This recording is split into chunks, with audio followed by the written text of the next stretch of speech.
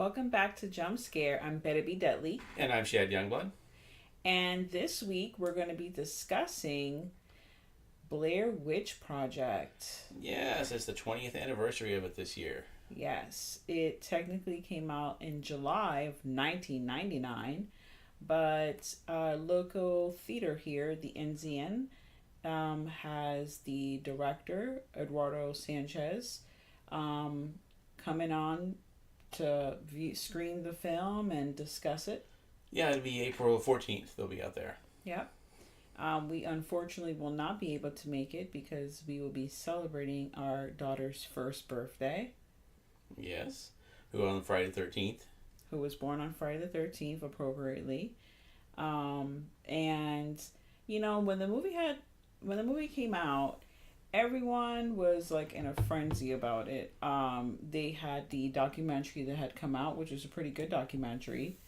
That Curse of the Blair Witch. Yes, where they, did it very, it was documentary style, came out, everyone believed it.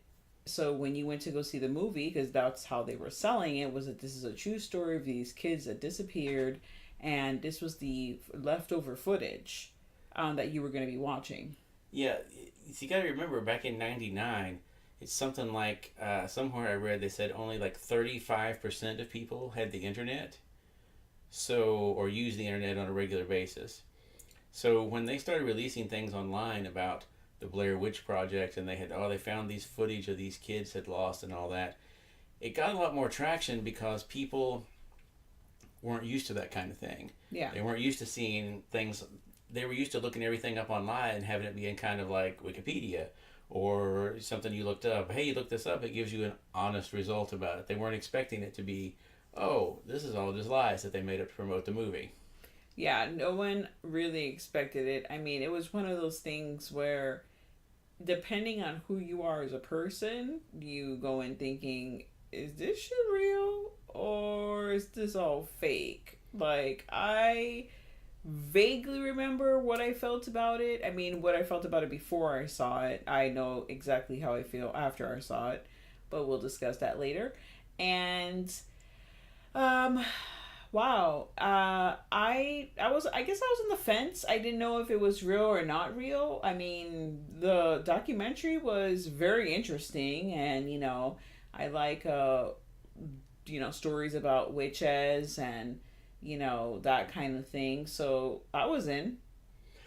Yeah, I was hearing about it too because I started hearing about it when I was working for Borders. I started hearing about it then, and as it went on, people started talking about it, and people were like, I saw it online, it's got to be true.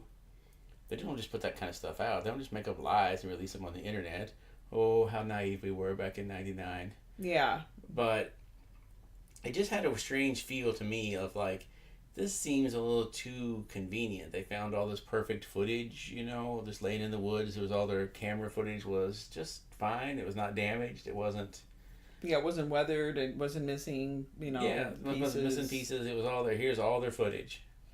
Yeah. Not for nothing, but this film overall, it's had such an impact on horror films, and it just really skyrocketed. I personally do not really care for the film.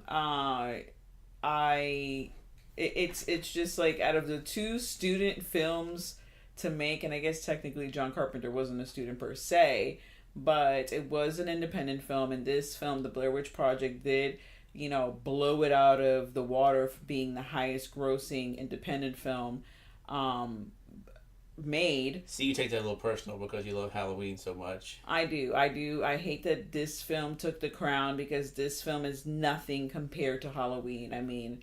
But then, it was only like 10 more years before this one's crown got taken away by Paranormal Activity, so... Yeah, that's true, but this one broke the mold. I can't really remember that many found footage movies, if any Really, when this film came out. the only major like found footage movie before this was Cannibal Holocaust. Yeah, well, yeah. Besides, I mean, yes, obviously besides Cannibal And Holocaust, that but had how been many people were even watching that? that one wasn't that well known, to be honest. I mean, Yeah, among horror fans like it cults. was, but not among just everyday people. Yeah, And Blair Witch is one of those ones that crossed the line between just horror fans watching it and everyone going to see it. It's the same thing with like the newest Halloween. That's why it was so successful, because if just the horror fans had gone to see the new Halloween, it would have been successful, but not as successful.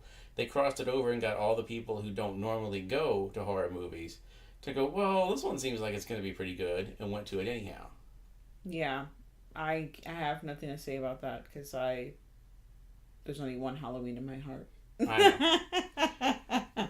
And I'm counting 1 and 2 as one movie, people. So yeah, Halloween had grossed worldwide, both nationally and internationally, $70 million. And guess how much the Blair Witch did? 250 million? It's like $268 million. Yeah. Halloween's budget was $325,000, and the Blair Witch Project, say that 3 times, budget was $60,000. Yeah. And they returned some of their equipment to save money on that. Like a couple of the video cameras they used, they returned them to either Best Buy or Circuit City for a refund to save money on that kind of stuff. Wow, that's intense. And I saw the movie, and this is why Circuit City went out of business, by the way. Yeah, it's because of the Blair Witch Project. I saw the movie, and I enjoyed it when I saw it, but at the same time, it kind of fell victim to me because I had heard so much hype about it before I got to see it. Everyone, oh my God, it's the scariest movie ever made. You'll shit your pants while you watch this movie. And I was like, no, it was okay. To me, it's a very good student film. Because sometimes you see the student films that people put out, and it's 2 people sitting at a dinner table talking about something provocative. Ooh, we're going to talk about this, and it's going to be interesting. No, it's not really. Because they never have any budget to do anything. They went out and actually did something. They're out in the woods. They're doing, it is scary. It's tense. There's creepy things going on. So as a student film, I thought it was great. Now, if you had told me that, like, say, if someone came out and said, oh, Wes Craven made this, or whatever, I'd have been like, ugh, that's kind of a step down for Wes Craven.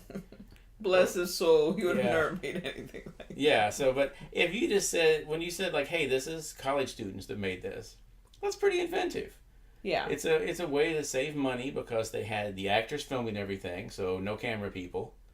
You didn't need any lighting because the lighting all came from the cameras. It was brilliant the way they saved money on literally everything. No, it's very simplistic. It does look, 5,000 times better than any, a lot of these films that come out that are indie films or just films, John Schmo made look terrible. Like, you can tell right away that this is, like, not at all being produced or anything. Just the look of it looks bad. This film does not. They did do a good job at utilizing what they had and making it at least look not profitable, but believable. Yeah, they made it look believable. Like it was, there was a few, like, they had some little outtakes and things on there of it where people, like the more different versions of the scenes and that, like, you would actually see with the raw footage. So it came across as very believable. I see why it tricked people, Yeah, and then the other brilliant thing is that the actors' names in the film are actually the actors' names. Yeah, and they had put up missing posters for them for a while. At some of the colleges where they had actually gone, they had missing posters up. And they were not to be seen at all. They were, like, hiding out, Yeah, which is also the same kind of thing they did for Cannibal Holocaust. I wonder how much of that they took from them. Because I know that the director of Cannibal Holocaust, when I saw him at Spooky Empire, was saying that he actually had to produce the actors in court because they had charged him with murder. Saying that, you took these people out and got them killed, that's, you're an accessory to their murder.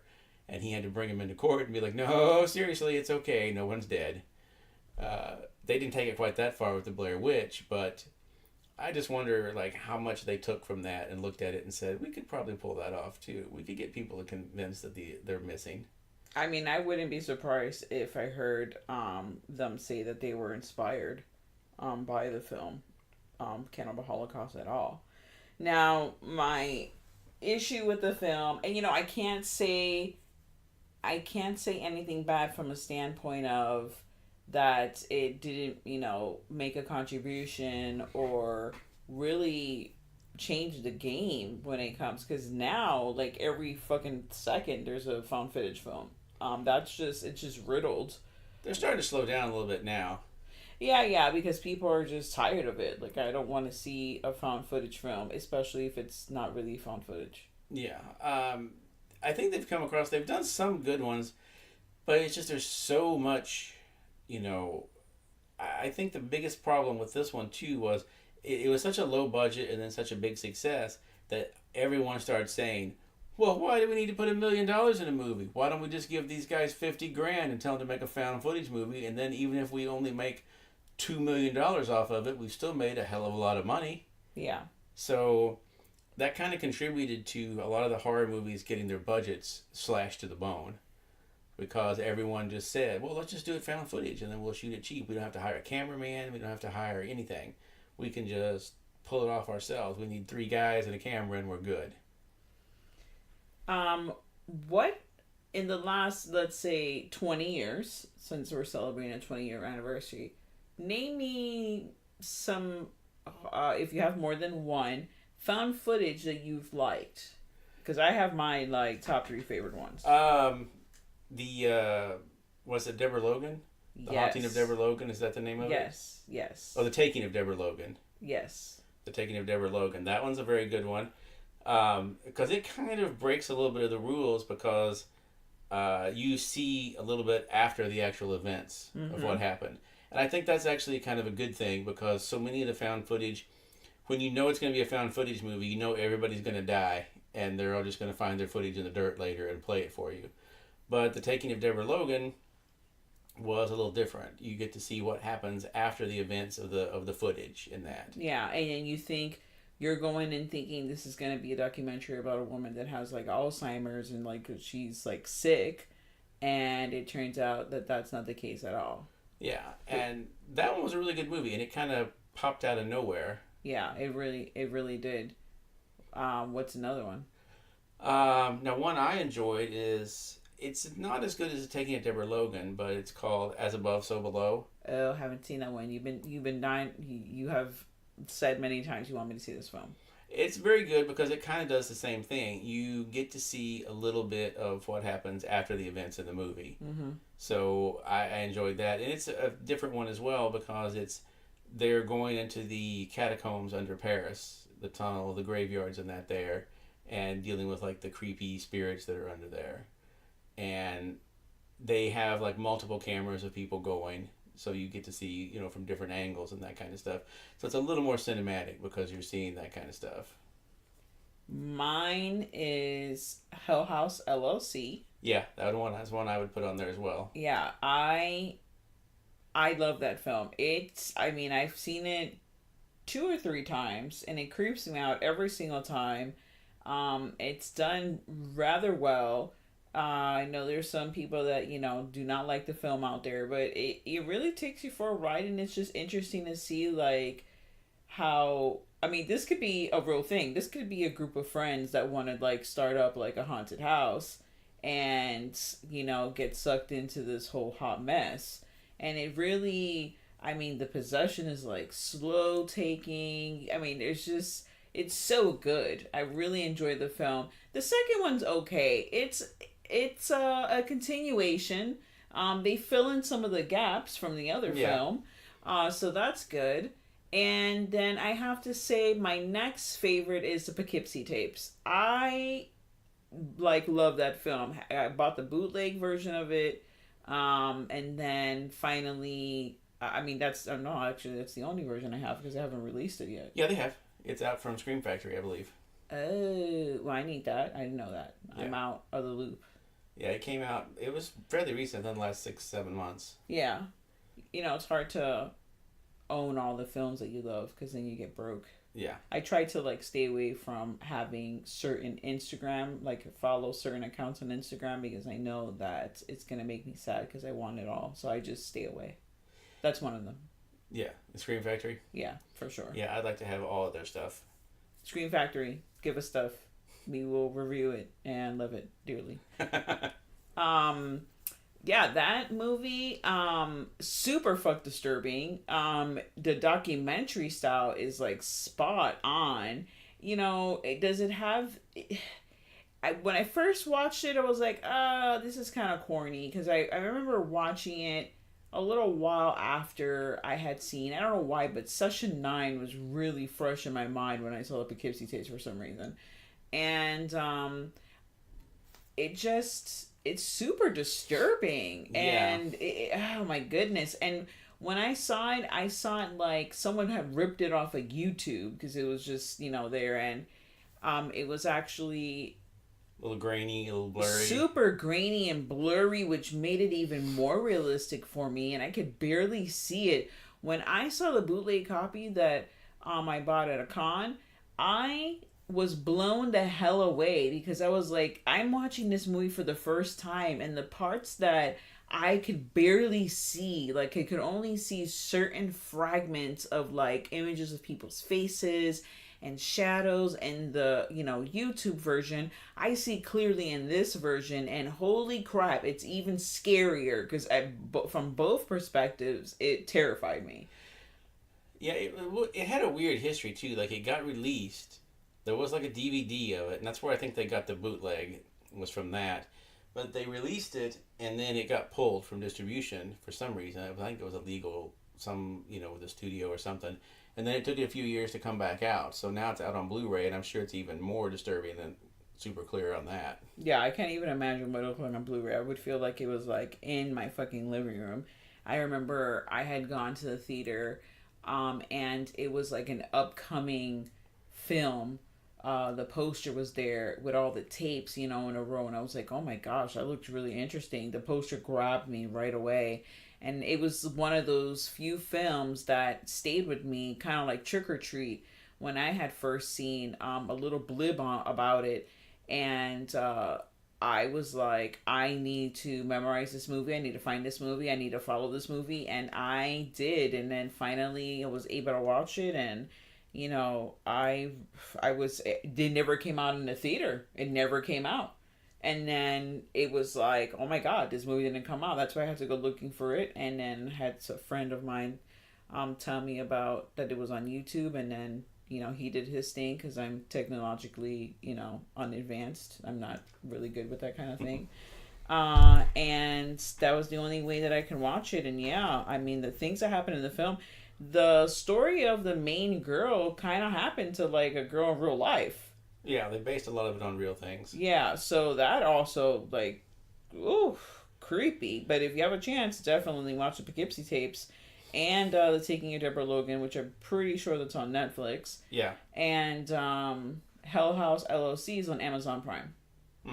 In case y'all wanted to watch any of those films that we mentioned. So back to Blair Witch. Well, before I go back to that, I was going to say, I saw the first Paranormal Activity in the theaters. Me too. Over at Universal, and I didn't even know that it was going to be such a big deal. But when I got there was like a film crew in there, like filming people in the theater, like the reactions of everyone. And really? They were interviewing people on the way out and all that to get real, because it was released like near the end of October, and this was like a couple of like preview screenings they did like late September, early October, and it was a packed house. And but this was one of the ones that before all the hype I saw it. So I saw it and thought, that's pretty good. I really enjoyed that. It was a good, intense movie. But, afterwards when they kind of blew it up everywhere, it's like, well, it wasn't that. It wasn't the scariest movie ever made, But it was good when you saw it without any hype or anyone telling you that this is going to be the creepiest movie ever or any of that. I just remember the scene at the end where the guy comes hurling at the camera. There was a guy sitting next to me who was like super into the movie. He was leaned forward in his seat, holding onto the sides of the chair and just staring at it. And when that guy comes flying up and hits the camera. He screamed, grabbed my arm, which caused me to scream because I was not expecting the movie to be in Feel-O-Rama. Oh my god. He grabbed my arm and I'm like, holy shit, what is going on? And like, he's like, oh man, I'm sorry. I'm just so into this. After the movie, he apologized again. He was like, I usually come with someone else, but I just came by myself today. I was super creeped out by this movie. And he was just, it was hilarious. So the scariest part to me was that guy just randomly grabbing me in the movie and screaming. Yeah, I mean, I sure would, that really scared you. That would scare the shit out of me too. But I enjoyed it before all the hype and the 9 sequels to it. Yeah, the hype ruins like it for a lot of people, and then they come out of the movie and they're like, this is not as good as everyone said it was. I just had that experience with a coworker of mine who saw Us, and she was like, she did not like it, and I was blown away by that comment. But things are not for everyone, and the hype for a lot of people, it becomes like, whatever, and then you're dead. It's dead to you, or either you don't watch it because the hype is too much. And sometimes I'm like that when it comes to like novels. I'm like that, especially when I worked at Barnes and Noble. I was just like, I'm not reading this ever in my whole life because there's too many people coming in asking for it, and I hate this book. And I don't know. It really sucks out the life of the movie. But Paranormal Activity, when I first saw it, I saw it before the hype too. I really can't remember my reaction was, because it was one of those things, like, I was so over the found footage, and not because there had been so many at that point. Oh, I guess there kind of had been. But, I really had a strong disliking for the Blair Witch, and that kind of ruined, like, a lot of found footage for me. It took a while for me to like open up my soul and heart to the found footage. I was kind of bitter about that whole, Halloween losing his crown. But yeah, the Blair Witch, and then just recently, a couple of years ago, they released another Blair Witch movie. We're not going to talk about part 2 because that movie did not exist. We're going to skip over that one. The sad part was they tried to do something different. They could have just been like, hey, yes, Kat, I know, we hear you. Just that, oh, here's more footage or something like that, which I think that's, they thought, well, we can't really pull off and say, hey, we found more footage from theirs. So they tried to do it like a very meta, like, oh, the Blair Witch was a real thing, and now people are going on tours to go through the Blair Witch, and I don't know. It was a good idea, but they just didn't execute it as well. No, it's terrible, and it reminded me of it was so like that happened like Halloween, where they go to his Michael's house and they're filming everything, and they're gonna be live. They're doing a reality show. Yes, and it's just like, no, guys, no. But to be fair, that was before that Halloween, I believe. So maybe that Halloween stole it from them. Maybe. I think, well, no, what I was going to tap into is, I think during that time, like 99, 2000, was, we're going to have a whole bunch of kids that are going to be locked in a situation, like whether in a house or in a basement or something, and they're going to have to like figure it out. And that was just like, a lot of the films that came out kind of had like the same theme. Yeah. And it was just, I don't know. It wasn't good. The movie did not exist. So we're gonna fast forward to like a whole bunch of years later. And when did this new Blair Witch film come out? I think it was 2016. 2016. I literally was gonna say like 2017 because it feels like it was yesterday. Well, what was the surprise with that was that they managed to like film an entire Blair Witch sequel, and no one knew about it until they just popped it out of the blue and said, surprise. I really enjoyed that. I like the poster is what threw everyone away. I had posted in the society that this film was coming out, and I like posted the poster up on there, and there was like talk of like, I was like, this might be like a new Blair Witch Project film, and it turned out to be that was the case. Yeah, it was like people were kind of like whispering, like, that looks like a Blair Witch Project thing. But everybody was like, oh, we would have heard about that. Yeah, for real. They did a really good job of keeping that on the down low. And the first film, I didn't really get into like, I am that person. I have to see the witch. Like they just, it just like people are just standing in corners, freaked out of their mind. I want. How am I supposed to experience fear if I can't see what the fear is? Like I'm supposed to be scared of a wall. Like Well, I love the story that they had originally were going to show the witch during the first one, but the camera operator, the guy who was operating the camera, didn't pan the right way, so you missed the witch. Oh my god. And they didn't reshoot it. I guess they didn't realize or something, but he literally missed the witch that was in the woods. Is that a bullshit story or is that a true story? I think that's a true story. Well, then show me the fucking deleted scene of that. Someone must have it. Oh, but if it's taped, they re-recorded over it, so it doesn't exist. How convenient. Well, anyways, so I really like the new film. Yeah, this one was pretty good. I got to see the witch. All my dreams came true. Now we have our cat Tabby who's joining the podcast. To put her opinion in, apparently. She's like, you know what? I see ghosts all the fucking time. And there's one like looking at you right now, mom and dad. Like, haha, bitches. You don't even know anything. I know it all. But yeah, the new one I thought was great because it kind of played with your mind a little bit because, spoiler alert, they took a lot of different, they went in like, we're going to try and find them. We're going to try and find out what happened to the original people. And they took a lot of high-tech equipment in with them. They took drones. They took everything. And once they're in the woods, they realize that if you stay in the woods there until after dark, you kind of become trapped in a loop. Because they run into people that have been there months. And it's like they saw them a few hours ago, but then they realize that like that was, the time is distorted there. Yeah. You don't know how long you're going to be there. Or how long you've been in there, rather. Which is awesome. I really enjoyed that fact. And, I mean, there was just so many things, the different personalities that you had to go, through. And, like, this one's person, they're trying to find their sibling, going back in there to try to find them. And it's just, you kind of feel bad for them because it's like, no, dude, the person's dead. Like, they're not coming back. But you go on this journey and then you end up at the freaking creepy ass, cabin. And, shit gets real in there, man. And I would love to see a sequel to that.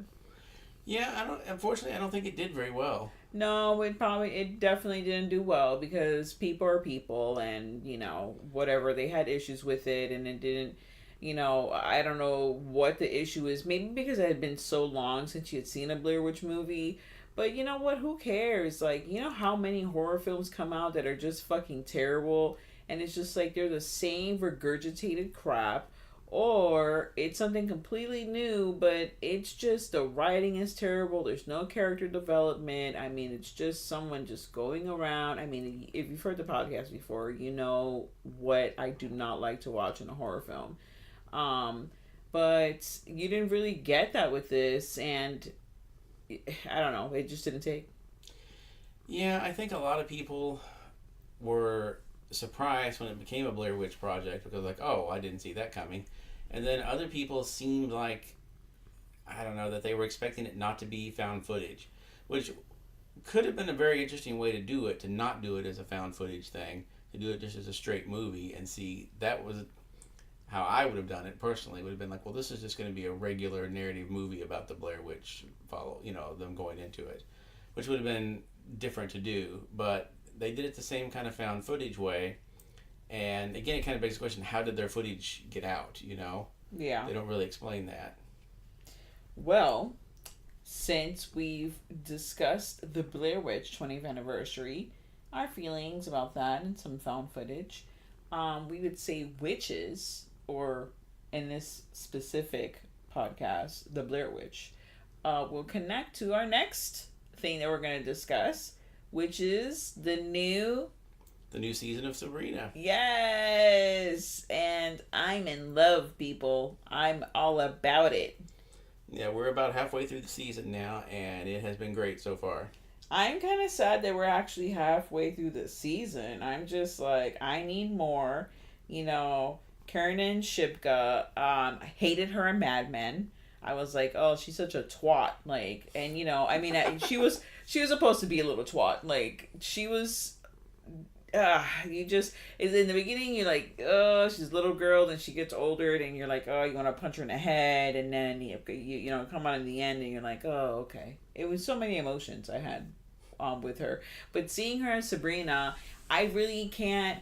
I don't. It's erasing my feelings and her character from Mad Men completely because she is Sabrina. Sorry, Melissa Joan Hart. I love you and all, but you know, it's not the same Sabrina that it's not 90s Sabrina. Obviously, if you see, I never liked the 90s series because I always hated in Bewitched and I Dream of Jeannie, and it's the 90s sitcom Sabrina. They always had the characters that were like, hey, I have magic, I can do anything. And everyone's like, no, don't use your magic. Don't do that. Don't use the magic to do anything. Just go about your regular life.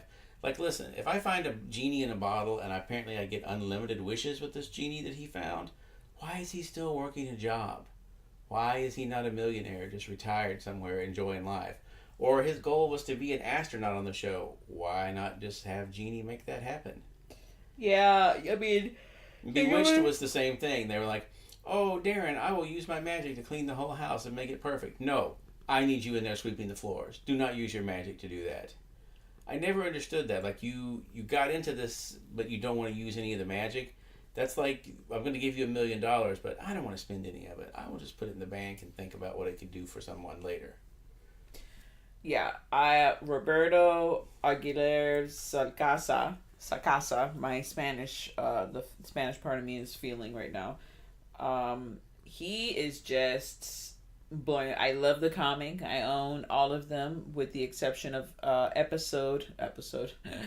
issue number 6. So anyone has an extra one out there, they could ship it over to me. That'd be great. And I'm in love. Like, I love everything about it. My sister, she's not about it at all. She's like, oh, it's so over dramatized and whatever. She's a total hipster about it. She's just like, bleh. And I'm like, shut up, man. This is fulfilling all of my The only thing I miss fantasies. is I miss a talking cat. Yeah, you know what? Roberto, if you're listening, I'm gonna throw this out there. Just have the cat talk just a little bit. I mean, he doesn't have to be filing his nails. It doesn't have to be like a whole, these amazing memes that we see of Salem doing these hilarious things.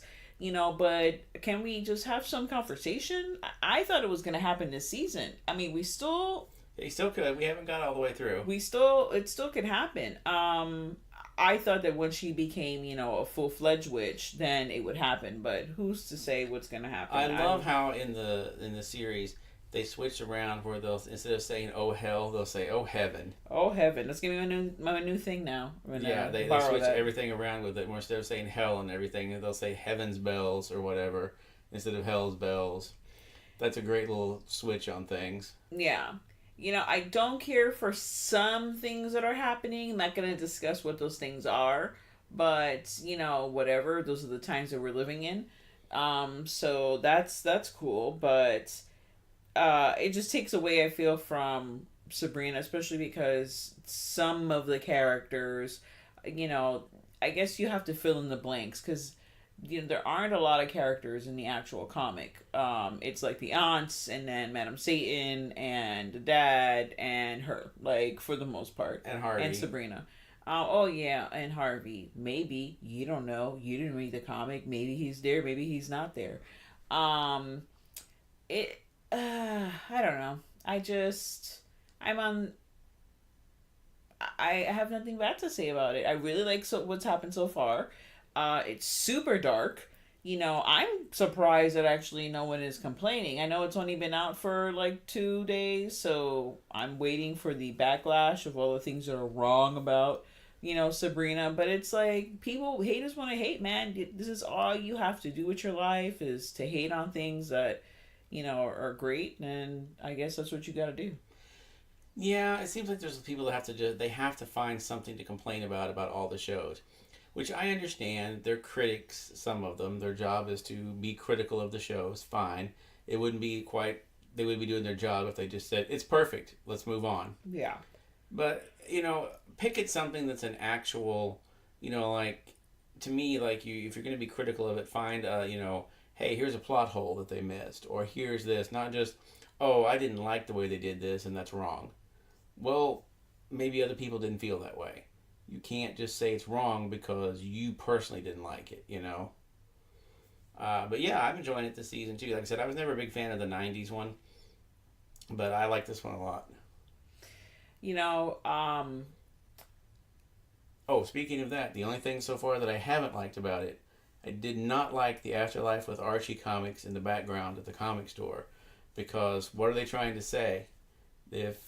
Is this like in the future an Afterlife with Archie happened? There's comics about it, or Archie's all fake and everybody knows about it? But yeah. Let's discuss that. That's a good point. What you doing there? We need to know. Let us also know. So send me issue 6 episode. I'm stuck with the episodes. Issue 6 of the Chilling Adventures of Sabrina. And I mean, I'll take any cover. I own multiple versions of like the first one, the third one, like multiple, because they're variants. Yeah, I'm nerdy out like that. I have to have the variants, depending on the artist. And I need to know what's going on, because it doesn't make any sense. Because if you have read Afterlife with Archie, it's because of Sabrina that even happened. I mean, yes, Jughead is involved and it's really Jughead's fault. But it's really, I mean, it's both of their fault. She's the initiator. It's because of her magic and what she does. I'm confused. Why is that there? I mean, you could have just put like a regular Archie comic. It didn't really have to be even the then, Afterlife I one. kind of thought at some point Riverdale and this were going to meet up. Yeah, I thought so too. Because I was under the impression for some reason that Archie was going to be leaving where they're at now and coming over to Netflix. Yeah. And that's why this is on Netflix and not on the CW or the WB or whatever it's called. WB's been gone for like 20 years now, honey. I miss you, WB. Where's my top hat wearing fucking dancing frog? I miss Michigan. His name is Michigan J Frog. OMG. Why do you even know that? Why do you not know that? Oh, I don't know that because I was extremely young at the time. That's why. Wow. Okay. So yeah, definitely check out the Chilling Adventures of Sabrina, and I mean, I guess we celebrated a birthday. Happy birthday! Thank you. At the end of March, so really just last weekend, right? Yeah. And one of his gifts was the Blu-ray of The Return of Swamp Thing. Yes, in our next episode, we're going to do a double feature. We're going to talk about the original Swamp Thing from 1982 and the sequel from 1989. Yep. The ladies of Swamp Thing, Adriana Barbeau and Heather Locklear. Yes.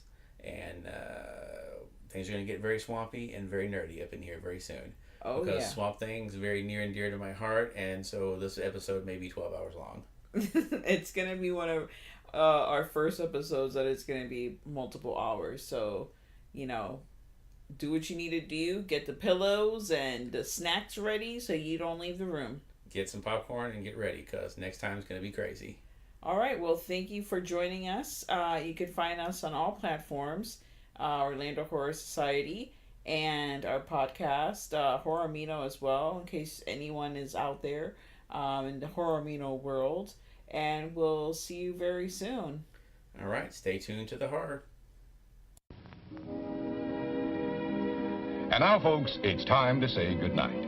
We sincerely appreciate your patronage and hope we've succeeded in bringing you an enjoyable evening of entertainment. Please drive home carefully and come back again soon. Good night.